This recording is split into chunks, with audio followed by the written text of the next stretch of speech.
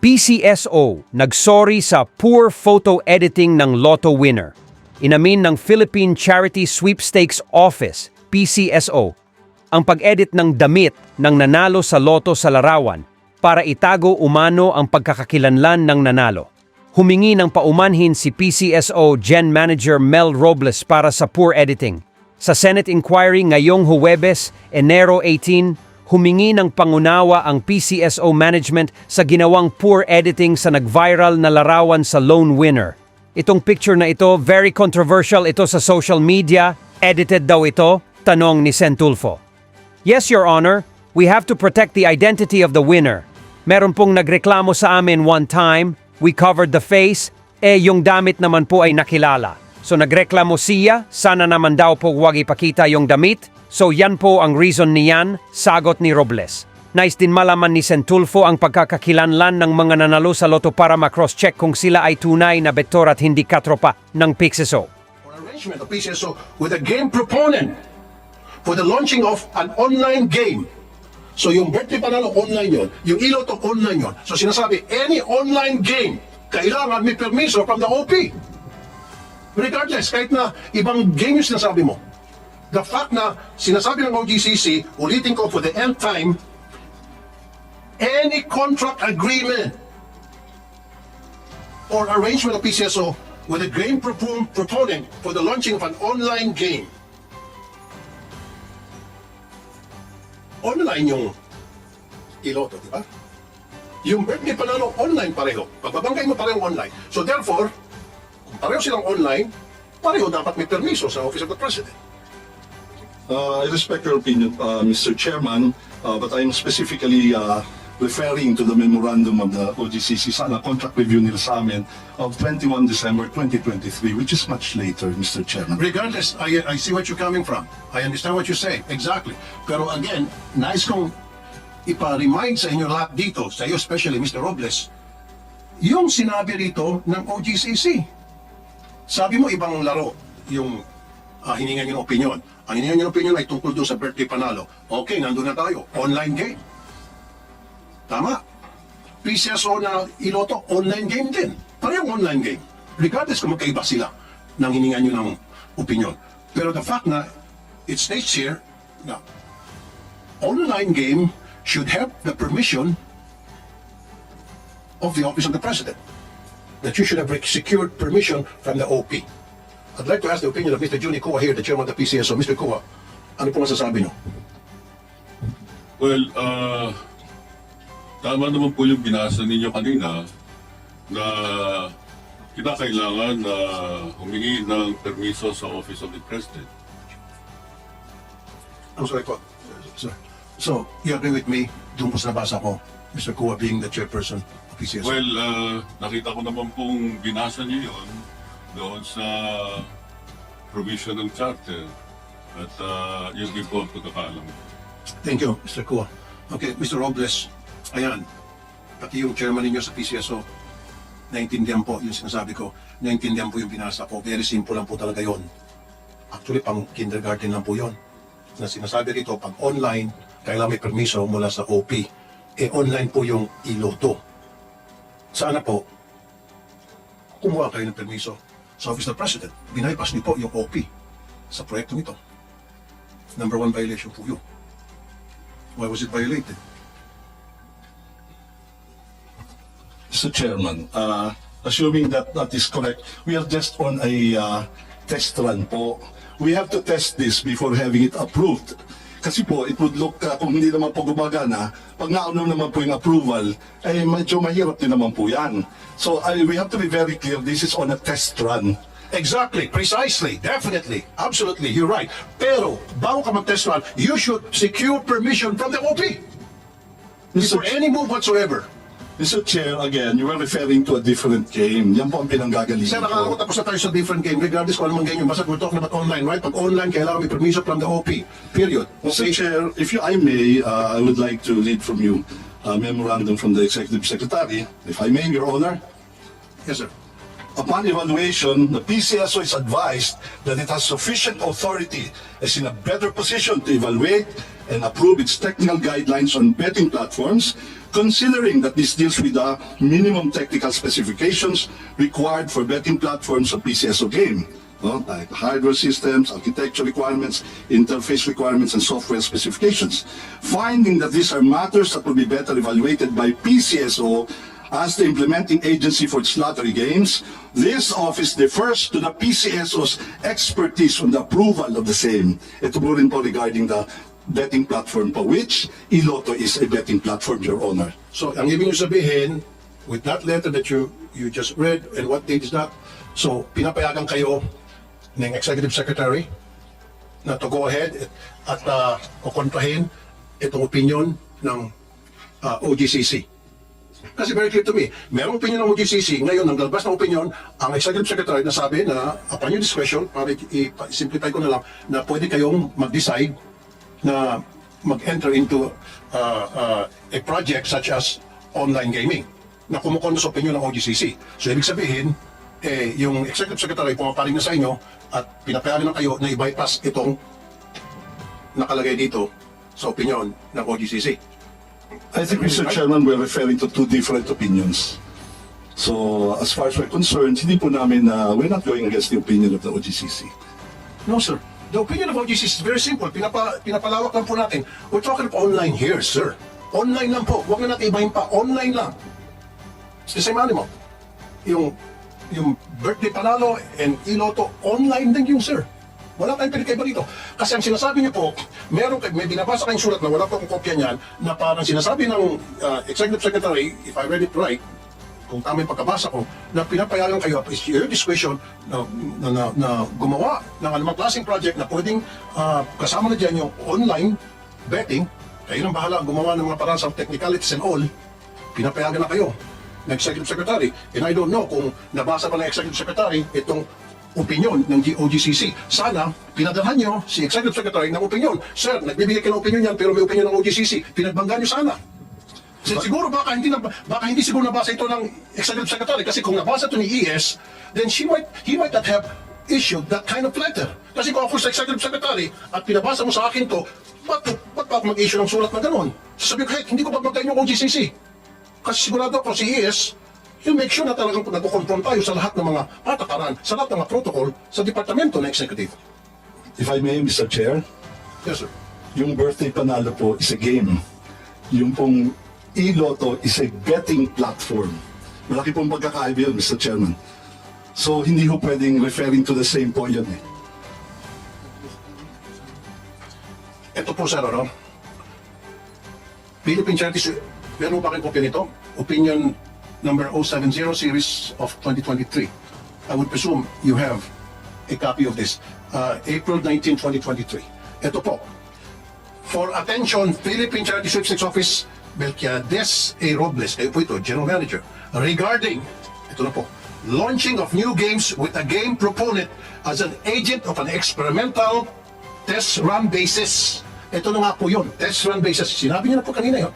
Experimental test run basis and procurement of several online betting systems or platforms. So dalawa na yun. Sapul na dito yung iLotto at sapul na din yung birthday panalo. Ayan na, sir.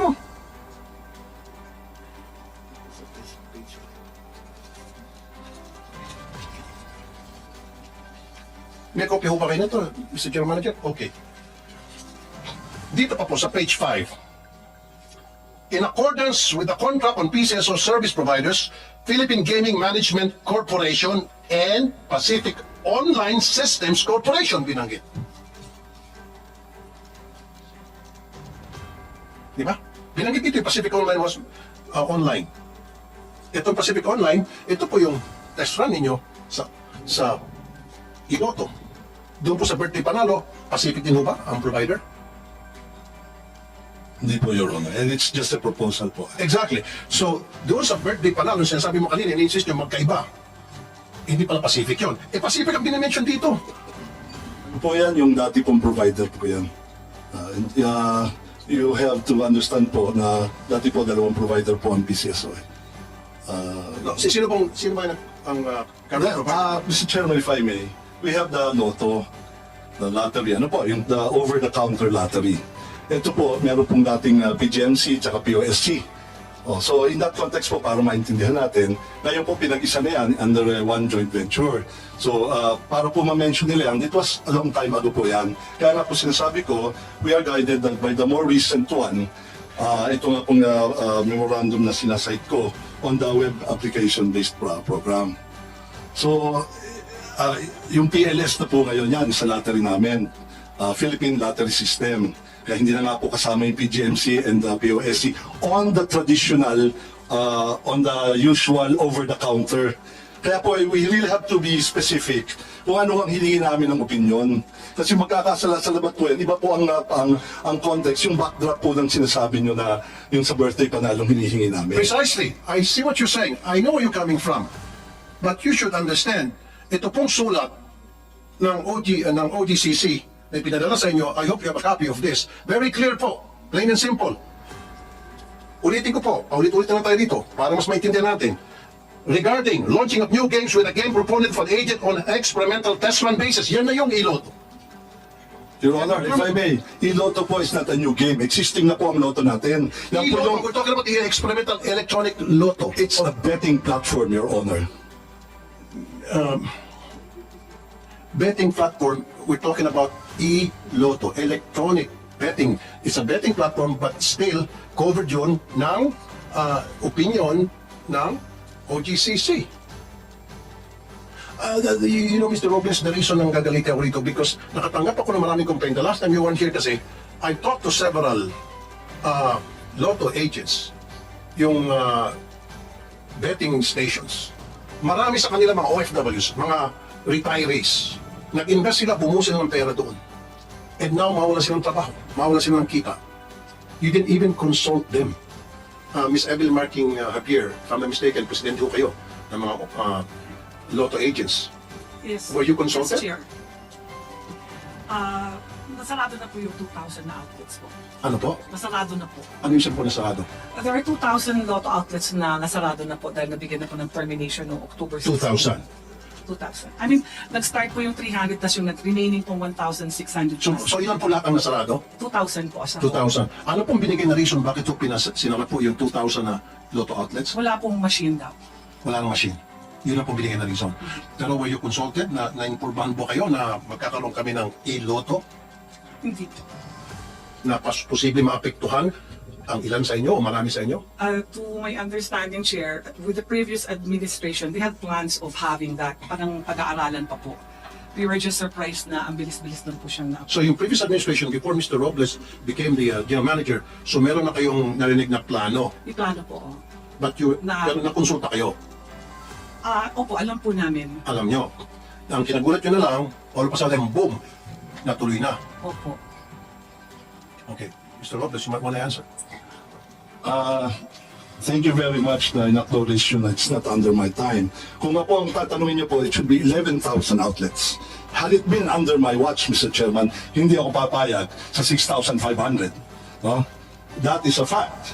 Hindi po under my watch to. And I even asked my managers, why did you allow? And sila po ay kausap ng GM. I'm surprised why they did not raise that up. They are very close po with the past administration. So, well, they have the reasons for not saying it. Tama po sila. Hindi po dapat. But ang trust naman of that administration is to modernize the 25-year-old system. Now, dalawa pa nga na lagi nagbe-breakdown. So, tama po kayo. Hindi po dapat pinasalayan at marami pong nawalan. At even po kami sana, we could be getting more income had the previous administrator not implemented that. When I came, awarded na po yan. May timetable na po ang implementation. Ms. Javier? To my understanding, because I was there during the opening, what's this, the PCSO then said that they're going to initially order 6,500 because katatapos lang po ng pandemic, hindi po yata kakayanin na ganun kadami yung order nila na machine.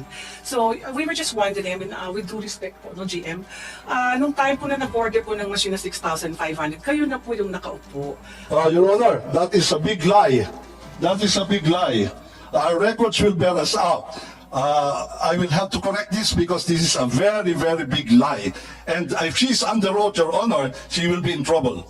To my understanding po, I mean, okay, granting po na na sila yung nag-order niyan. Pero during your time, alam niyo po na maaapekto yung 2,000 na agent. Sana po, gumawa na lang din po kayo ng paraan na tulungan po kami na wag pong masarado yung 2,000 na yan. Kaya po, masama po yung loob ng mga lotto agents kasi parang dahil po dyan sa e-lotto, parang hindi yun na po tinulungan yung mga iba na makapagbukas po sila. Kasi dati ho, pre-termination lang, sumulat kayo, tapos ginawang termination, tapos nag-stoppage. From the stoppage itself po, dapat hindi na po kayo nag-issue mismo ng termination na kayo po yung nakapirma. Doon ho yung talagang alam na nila na talagang wala na pong aasahan kung stoppage po yan, kung mag-aantay po ng machine, sana hindi na lang po sila tinerminate. So ano nangyari po doon na Mr. Veer doon sa 2,000? Sarado na po sila lahat. Sarado na po lahat yung yun nga po yung humihingi sila ng tulong sa akin na kung maaari po na mabigyan sila ng chance na makapagbukas ulit. Ang problema po, wala po talagang available na machine. Pero open naman po nang mag-apply ulit. Pero ang problema po, mag-aantay nga po sila kung kung kailan po magmamachine. Pero to my understanding, hindi pa po yata nag-uumpisa yung procurement or sinasabi po ng mga branch managers na magkakaroon po.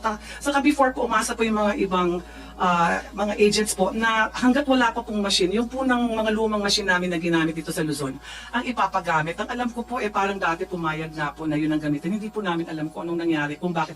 Kasi kung I already approached also po the OGCC, that's why I was late last time in coming here.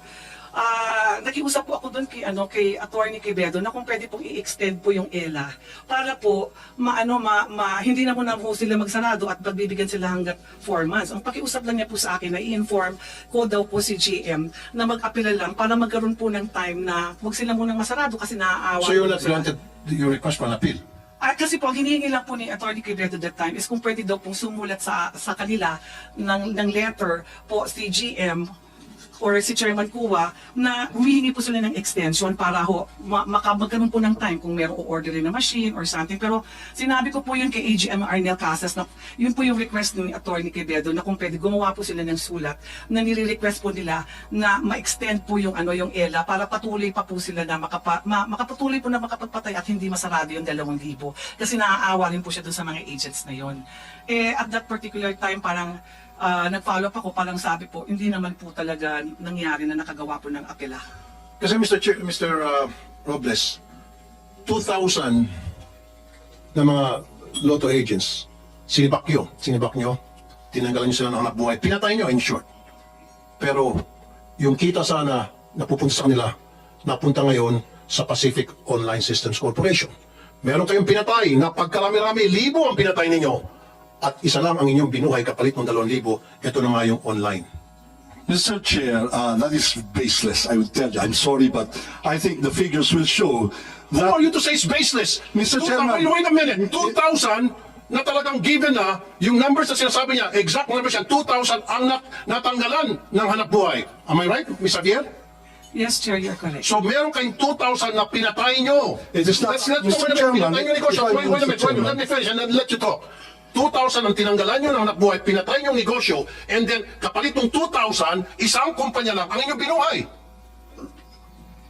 Go ahead, Mr. Robles.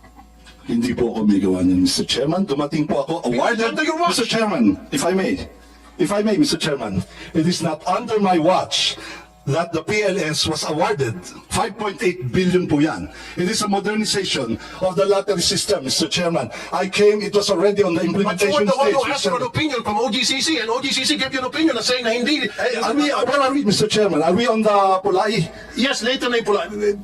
Mr. Robles, dalawa ditong issue eh. Una, nung nagkaroon itong Pacific Online Systems Corporation, pinatay ang 2,000 mga lotto agents. Pangalawa, nung humingi kayo ng opinion sa OGCC at sinabihan kayo ng OGCC ng opinion na kailangan humingi kayo ng permiso sa Office of the President, and yet you did not.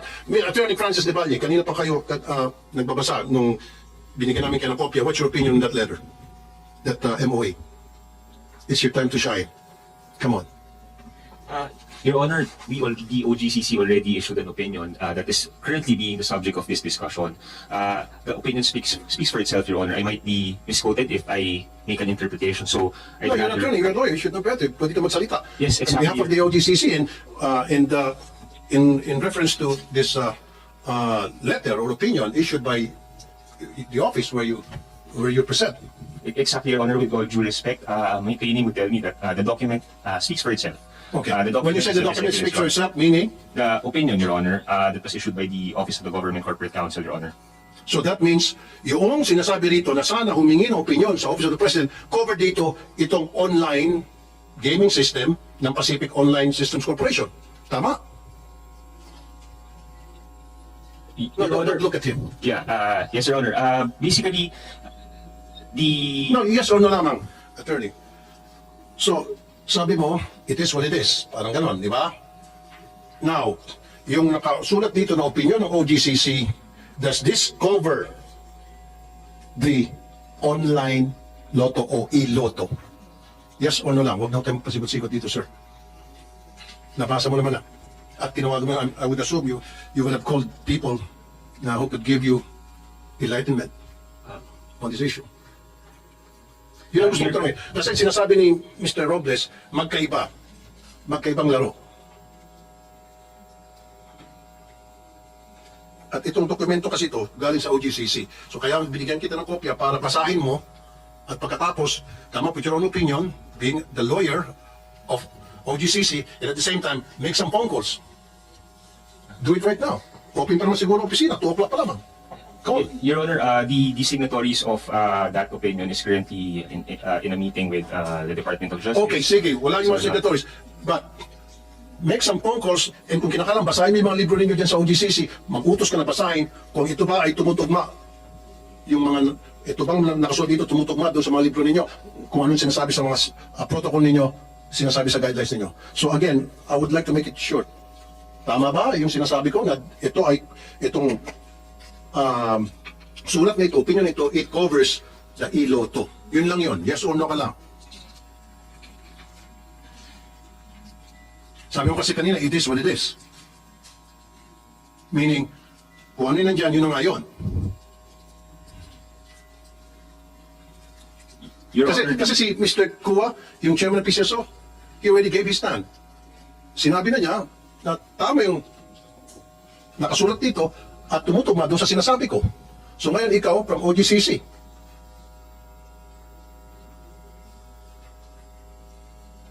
Kasi itong dokumento ito galing sa inyo eh.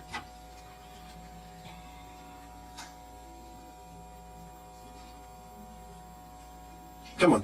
Kung kinakailangan hanggang madaling araw tayo ng alas 12 dito, I won't mind. Promise.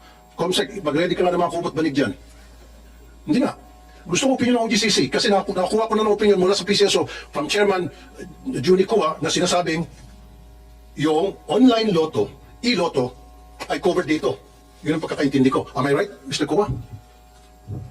Para kunin ko ng opinion ng OGCC. Tama ba yung pagkabasa ko, Mr. Kua? Was it plain and simple? Na yung nakasulat dito, covered na yung e-lotto. Ang narinig ko ay yung patungkol sa paghingi ng approval ng OP. Correct. Tungkol diyan sa E-lotto. sa opinion ng OGCC. Correct. Kung ano man yung nakasaad diyan. At kinonfirm ko lang na narinig ko yung binasa ninyo na kailangan ang OP approval. So do you agree with me na dapat yung online or e-lotto kailangan ng approval ng Office of the President per opinion given by OGCC? You agree? Yun din po ang honest opinion ko. Honest opinion. Thank you. Thank you. Now, it's your turn, Mr. Valle, Corporate Secretary. Yes, Your Honor. So, Corporate Attorney. yeah, thank you, Your Honor. So this contract review pertains to the Memorandum of Agreement for the one-year test run of the web-based application betting platform executed by the Pcso and Pacific Online Systems Corporation. And I'm just reading from the contract review issued by the OGCC, Your Honor. So, itong contract na ito, itong opinion na ito, na binigay, ulitin ko ulit sir, na binigay ng OGCC, does this cover yung e-lotto na kailangan dapat humingi ng permiso from the OP? Simple lang po yung tanong ko sir, na nahirapan po kayo. Kasi ang pagkakalam ko, lahat ng government-owned corporation, any kind of transaction they should enter into any kind of entity, they should get the permission of the Office of the President. That's plain and simple. I'm not a lawyer, but I know that because I read some articles and I read some procedures, policies pertaining to that. And you're a lawyer and you don't know, and kailangan ko maghanap. My apologies for that, Your Honor. I'd rather be careful because I don't want to mislead the Honorable Senator, Your Honor. But basically, based on my No, we're not misleading anybody. Do not tayo sa dokumento. Stick with whatever is written in the document. In these documents. Di ba?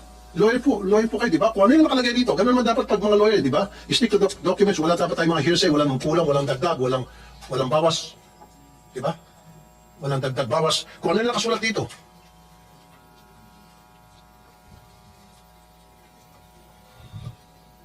Basically, the opinion has 4 points, Your Honor. Number 1, that the procurement of WABP pertaining to the Memorandum of Agreement that was given to me is within PCSO's mandate. Second, that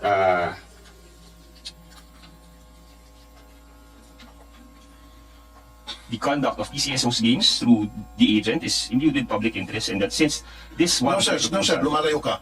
Ang gusto ko lang po talaga, meron na opinion po yung chairman. Ang gusto ko lang sabihin sa inyo dito, itong nakasulat, gusto ko lang malaman dito, malaman ng lahat, yung nakasulat po dito sa opinion ng OGCC. Kasi kanina sinasabi ni Mr. Robles, 2 different games.